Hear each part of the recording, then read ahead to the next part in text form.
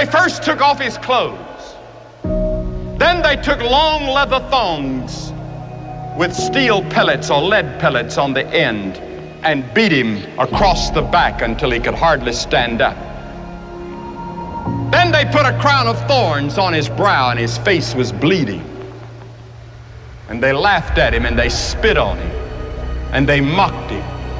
And with one snap of his finger, 72,000 angels had already drawn their swords ready to come to his rescue and wipe this planet out of existence in the universe. And Jesus said, no, to this end was I born. He wasn't just another revolutionary. He wasn't just another hippie. He was not just another great man. He was God in the flesh. And oh, the ethics that he taught. Never a man spake like that man. When you get hit on one side, he says, turn the other cheek. He never said what to do after that. But he did say, forgive 70 times 7. Count that up. Jesus taught that we're to forgive. He taught a revolution in the way we're to live. He taught us that it wasn't just our outward actions that God judges, but it's the inward thoughts and intents. And he dragged and lifted and hauled that cross. He didn't squirm, he didn't yell, he didn't scream. He just took it and said, Lord, forgive them. They don't know what they're doing.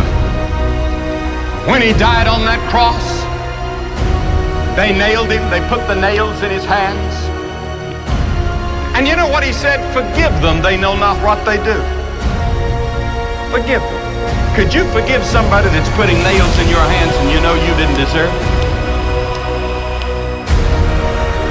Then look at the death he died. Did ever a man die like Jesus? The lightning flashed and the thunder roared and the earth began to shake. And even the soldiers confessed that this must be the Son of God.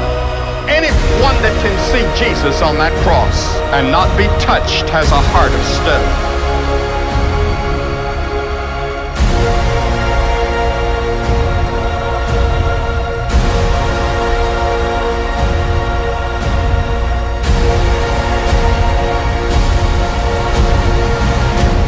And then, on the cross, he said, my God, why hast thou forsaken me? And then he dropped his head and said, it's finished.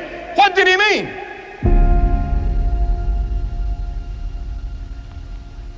He meant your plan of salvation was finished. God can now forgive you of all your sins because Jesus had finished God's plan for your salvation. Because you see, God knows every one of you by name. He has the hairs of your head numbered.